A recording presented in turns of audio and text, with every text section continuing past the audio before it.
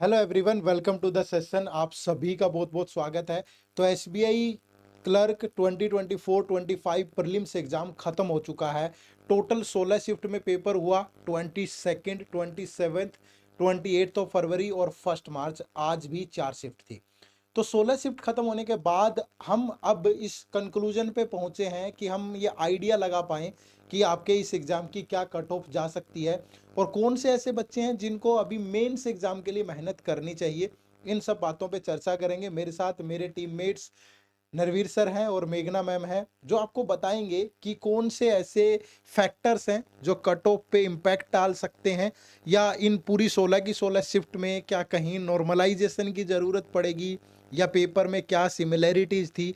तो इन सब बातों पे हम चर्चा करेंगे और लास्ट में मैं आपको बताऊंगा कि आपकी एक्सपेक्टेड कट ऑफ क्या हो सकती है आपके स्टेट की। ठीक है, तो चर्चा शुरू करते हैं। मैं इनवाइट करूंगा मेघना मैम और नरवीर सर को कि काइंडली आएँ सर, मैम। और थोड़ा थोड़ा मैं शुरुआत में आपको बता देता हूँ, अगर हम एक प्रॉपर ओवरऑल पेपर की बात करें सारी शिफ्ट में, तो बहुत ज़्यादा चेंजेस मुझे तो नहीं लगे। क्योंकि नॉर्मली जो बच्चों का अटेम्प्ट है वो, देखो, जिन लोगों ने तैयारी नहीं की, ठीक है, दो तीन तरह के बच्चे होंगे। एक वो होंगे जो 90s में करके आए होंगे। भाई, करने को तो 100 के 100 भी अटेम्प्ट कर सकते हो, आपको कोई रोक थोड़ा रहा था। तुक्के मारने वाला अलग सीन है। लेकिन जो बच्चे सीरियसली तैयारी कर रहे थे पिछले काफ़ी टाइम से, जो विद एक्यूरेसी, आप जानते हैं बैंक एग्जाम में सिलेक्शन लेना है तो एक्यूरेसी आपकी होनी ही चाहिए 99% भैया, तभी सिलेक्शन होता है। ठीक है, मैं 99 थोड़ा ज़्यादा बोल गया हूँ, तो कम से कम 90 से तो ऊपर होनी ही ज़रूरी है। अदरवाइज आप फिर नेगेटिव मार्किंग में गत्ता खा जाएंगे कहीं भी और चले जाएंगे बाहर। लेकिन ध्यान रखिए कि पेपर का जो ओवरऑल लेवल है वो वैसा ही रहा। ठीक है, सारी की सारी शिफ्ट में अगर मैं 16 की 16 शिफ्ट कंक्लूड करूँ, कहीं एक टॉपिक थोड़ा बहुत टेढ़ा पूछ लिया तो किसी दूसरी में आसान पूछ लिया, ऊपर नीचे चलता है भैया, हाथ की पांचों उंगलियां सेम नहीं होती हैं, काम तो वही करता है ना। लेकिन अब हम अपने जो टीममेट्स हैं मैं उनसे भी जान लेता हूँ। अगर नरवीर सर, मैं आपसे जानना चाहूँ कि 16 शिफ्ट हुई हैं सर, ठीक है, डिफरेंट डिफरेंट टॉपिक्स भी आए हैं, अलग अलग टाइप। हमने 16 की 16 शिफ्ट का एनालिसिस किया है हमारे यूट्यूब चैनल पे, आप सबने देखा होगा। सर, आप कैसे कंक्लूड करेंगे इन 16 शिफ्ट को? आपको लगता है कि कोई शिफ्ट बहुत मुश्किल थी या कोई बहुत इजी थी, या लेवल में कोई फर्क देखने को मिला हो? कैसे कंक्लूड करेंगे sir? Thank you sir. Sir ऐसा कुछ तो नहीं देखने को मिला कि बहुत ही एक्सट्रीम कोई आ गई हो और बहुत ही इजी कोई आ गई हो। कोई 19-21 ज़रूर देखने को मिला है। कोई एक आधी शिफ्ट में था जिसमें बच्चे कह रहे थे कि मैं इंग्लिश की बात कर रहा हूँ सर, कि कुछ एक क्वेश्चन जो ट्रिकी आ गए थे और उनमें मेरे ख्याल से नॉर्मलाइजेशन शायद थोड़ा बहुत जो होना मामूली से जो होना होगा शायद हो भी जाएगा। बट ऐसा नहीं देखा गया इस साल के सर कोई शिफ्ट इतनी मुश्किल आ गई कि बच्चे पागल हो गए हैं। एक ऐसा भी नहीं हुआ कोई शिफ्ट में कि बहुत ही इजी शिफ्ट आ गई और सबको यूं कह रहे हैं कि सर सबके मतलब पूरे में से पूरे मार्क्स आए। ऐसा नहीं हुआ है। बिल्कुल एक जो पिछले सालों में जो पेपर आता रहा है, जो लेवल रहा है उन क्वेश्चंस का, वैसा ही लेवल इस साल भी देखने को मिला है।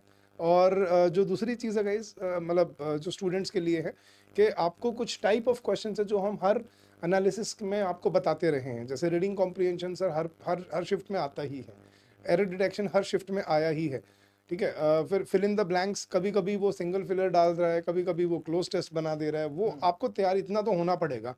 कहीं से ये नहीं है कि सर मैं सेलेक्टेड 5 टॉपिक करके जाऊं और 5 में से 5 आ जाए। ये वो ऐसा तो हो भी नहीं सकता ना सर कि सर सारे ही टॉपिक एक शिफ्ट में पूछ ले। बिल्कुल। डेफिनेटली अगर एक ही अप्रोच पे पेपर होगा तो वो फिर नेक्स्ट शिफ्ट वालों को बेनिफिट होगा। बिल्कुल। अगर किसी को पता है कि पहले से कि यही चीज़ें आ रही है, तो थोड़ी वैरायटी तो डालनी पड़ती है। ये अगर मल्टीपल शिफ्ट में पेपर हो रहा है तब तो जायज़ है, ऐसा करना चाहिए। बिल्कुल सर। इसी से एक एलिमेंट ऑफ सरप्राइज भी रहता है और एक मतलब एक लेवल प्लेइंग फील्ड भी रहता है। हाँ, जैसे कभी-कभी ऐसा सुनने को पिछले सालों में मिलता था सर कि एक शिफ्ट बहुत मुश्किल आ गई, बाद में बच्चे नॉर्मलाइजेशन कर रहे हैं, फिर बाद में उसमें भी कुछ ना कुछ प्रॉब्लम आ रही है, वो नहीं देखने को मिला इस बार लकीली। तो ज़्यादा ये नहीं है कि बहुत डिफरेंसेस रहा है। किसी शिफ्ट में कोई कोई टाइप ऑफ क्वेश्चन आ गया, किसी शिफ्ट में कोई टाइप ऑफ क्वेश्चन आ गया, लेकिन बेसिक ओवरऑल जो टाइप ऑफ क्वेश्चंस हैं वो वही रहे हैं जो पिछले सालों में हम देखते आए हैं। कोई नया ऐसा कोई टाइप ऑफ क्वेश्चन नहीं मिला कि अब की बार नया इंट्रोड्यूस हो गया हो। ठीक है, इतना है सर किसी शिफ्ट में, जैसे मैं एग्जांपल देता हूँ आपको, किसी शिफ्ट में एरर डिटेक्शन में उन्होंने एक सिंगल सेंटेंस देके उस पर एरर पूछ लिया। किसी शिफ्ट में उन्होंने क्या किया कि एरर डिटेक्शन में एक की बजाय 3 सेंटेंसेस दे दिया और उनमें से ये पूछा कि कौन सा सेंटेंस करेक्ट है। बस 3 सेंटेंस वाले में क्या है, टाइम ज़्यादा लगेगा। लेकिन इन द सेम शिफ्ट क्या है, अगर आपने 3 सेंटेंस वाले एरर डिटेक्शन देखे तो आपको फिर वहाँ पे क्लोज टेस्ट नहीं मिला होगा, वहाँ पे सिंगल फिलर मिले होंगे ताकि टाइम बचे भी आपका। दूसरी शिफ्ट में पीछे वाली में आपको क्लोज टेस्ट मिल गया होगा। तो टाइम लिमिट, बैलेंस, डिफ़िकल्टी, वो सब एक एवरेज उस पे रखा गया है। और मेरे हिसाब से सर इस साल जो मुझे लग रहा है एज़ अ मतलब जो हम इतने सालों से एनालाइज़ कर रहे हैं इस पेपर को, ये सबसे अच्छा चांस है इस बार अपने आप को ये एग्ज़ाम क्लियर कराने का, क्योंकि ऑलमोस्ट मैं जहाँ तक मैंने आप लोगों का भी एनालिसिस सुना पॉइंट्स का, रीजनिंग का, तो एक जहाँ तक मतलब एक एवरेज ही चला है कहीं ना कहीं मोटा-मोटा। तो इस साल अगर कोई बच्चे ने अच्छा तीनों में परफॉर्म किया है ना, वो ये पेपर 90% से अबव अगर एक्यूरेसी है तो ये पेपर क्लियर कर जाएगा। ठीक है, थैंक यू नरवीर सर। तो मेघना मैम से भी जान लेते हैं, ठीक है। मेघना मैम, आपको, आपने देखा, आपने टोटल सारी शिफ्ट का एनालिसिस किया है, एक आध में आप मिस भी रहे चलिए ये अलग बात है।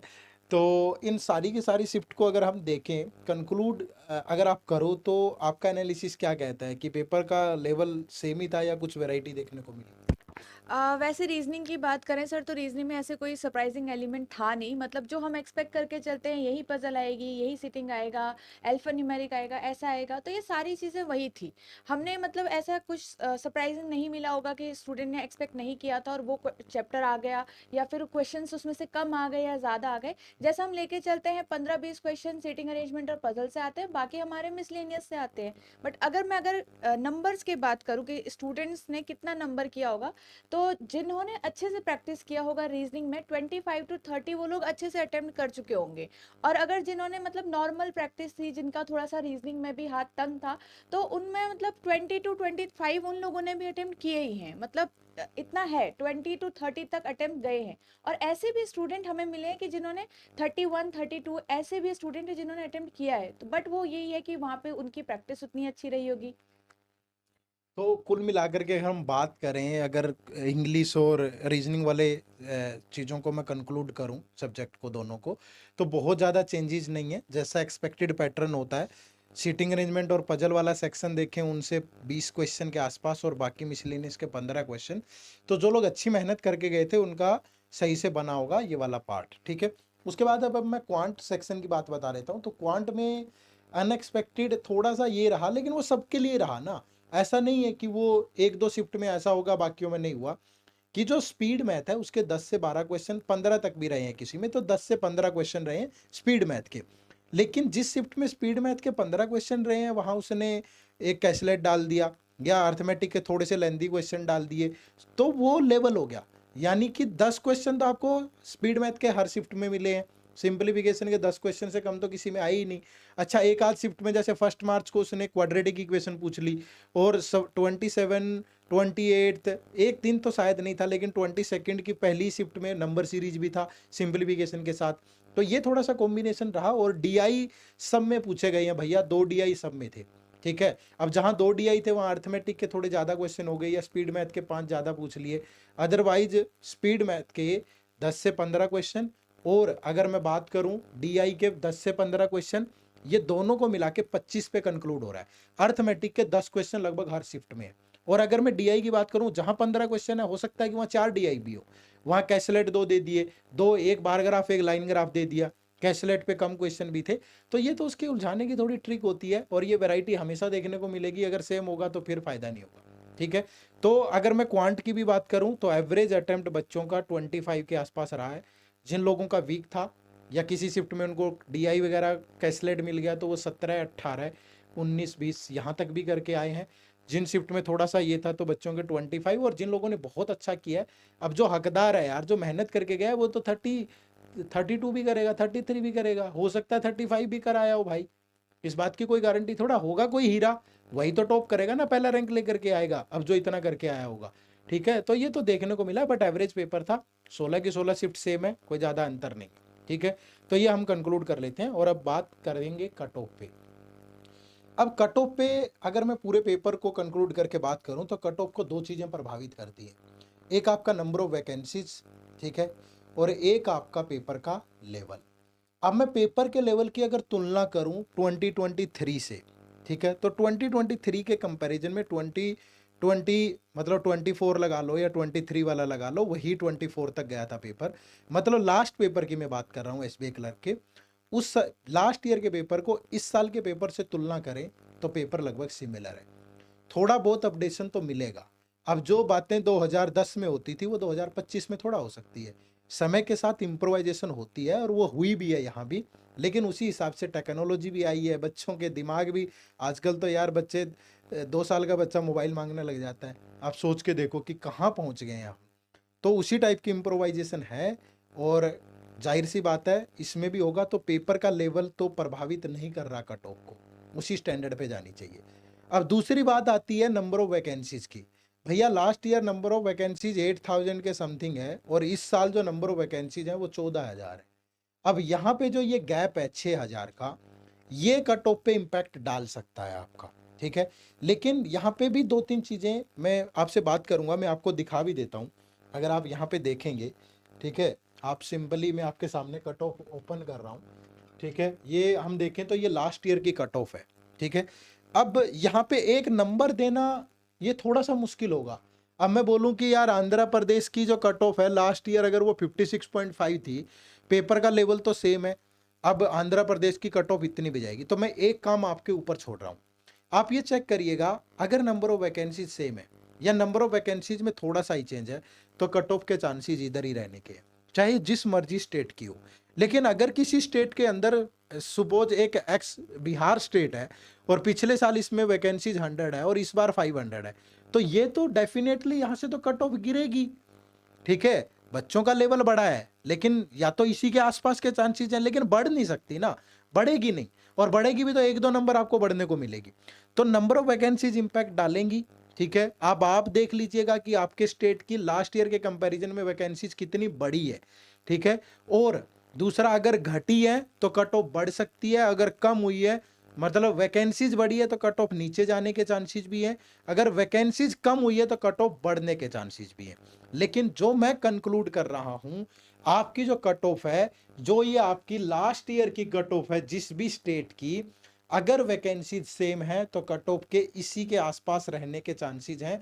और अगर वैकेंसीज का इम्पैक्ट हुआ है, वो तुलना मैंने नहीं किया यहाँ कि लास्ट ईयर कितनी वैकेंसीज थी अब कितनी वैकेंसीज है, वो मेरे लिए भी थोड़ा मुश्किल था, क्योंकि बच्चों को थोड़ी जल्दबाजी होती है कि नहीं जैसे ही शिफ्ट खत्म हो हमें भैया कट ऑफ दो, जल्दी से पता चले, ठीक है। तो इसलिए, लेकिन आगे अगर चांस बना तो हम ये ज़रूर कंपैरिजन करेंगे।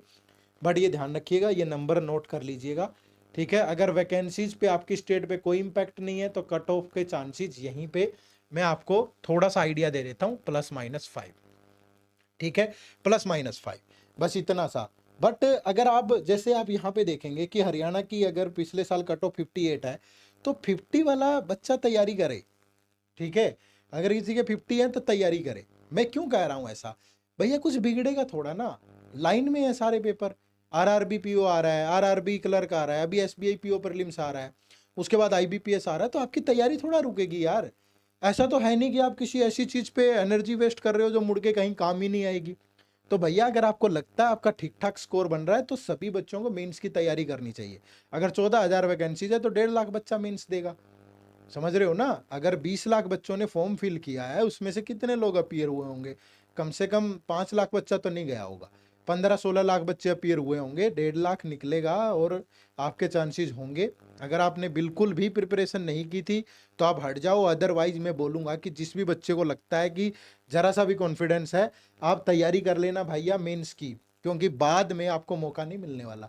आप ये सोच रहे होंगे रिजल्ट आएगा उसमें नाम आ गया लिस्ट में, अब मैं मेंस की तैयारी शुरू करूं, कुछ नहीं होगा। आप 1 महीने के करंट अफेयर नहीं रट पाओगे, ठीक है। तो अपनी कट ऑफ देख लो लास्ट ईयर। अब जैसे यहाँ वेस्ट बंगाल है, मुझे आइडिया नहीं है कि इसकी लास्ट ईयर की वैकेंसीज कितनी थी और इस बार वैकेंसीज कितनी है, लेकिन अगर वैकेंसीज सेम है फिर तो कट ऑफ इधर ही रहने के चांसेज हैं। और अगर वैकेंसीज बहुत बढ़ गई है तो ये कट ऑफ 70 से भी नीचे आ सकती है या 70 भी आ सकती है। किसी का भी एग्जाम्पल ले लीजिए, आप यूपी का एग्जाम्पल ले लीजिएगा, ठीक है, कि अगर यहाँ 60.5 है, नंबर ऑफ वैकेंसीज पे अंतर तो होगा क्योंकि 6000 वैकेंसीज बढ़ी हैं, तो अगर वैकेंसीज बढ़ी हैं 10-20% तब तो बहुत ज़्यादा ही चेंज नहीं होगा। लेकिन अगर काफ़ी वैकेंसीज बढ़ी हैं मतलब 20-30%, तो जाहिर सी बात है ये नीचे भी आ सकती है। और पेपर भैया आजकल बच्चे बहुत पढ़ रहे हैं, बट मैं यही बोलूँगा कि ये जो कट ऑफ्स हैं इसमें +-5 कर लो। ये मैंने एक सेफर साइड पे लिखा है भाई, वरना आप बहुत अच्छे कमेंट करते हो, हमें इस बात का भरोसा है, ठीक है। चलो, तो दिल लगा करके अच्छे से मेंस एग्जाम की तैयारी शुरू कर दो भाई, और हमारे चैनल से जुड़ जाओ। कल से, ठीक है, आने वाले मंडे से हम daily current affair for SBI clerk mains exam शुरू कर रहे हैं, जिसमें मंथली रिवीजन भी होगा साथ के साथ। और हम क्वांट, रीजनिंग और इंग्लिश के भी मैराथन सेशन बहुत जल्दी शुरू कर रहे हैं। चैनल से जुड़ जाइएगा। बस अगर नए हैं तो सब्सक्राइब कर लो, लाइक कर दो, वीडियो को शेयर करो, ज़्यादा से ज़्यादा लोगों तक पहुंचाओ। फिर मुलाकात होगी आप सबसे, ठीक है। चलिए, wish you all a very good luck. भगवान आपको इस परीक्षा में सफल करे। फिर मुलाकात होगी मेंस की क्लासेज में। आप सबका बहुत बहुत शुक्रिया। Thank you very much. जय हिंद, जय भारत।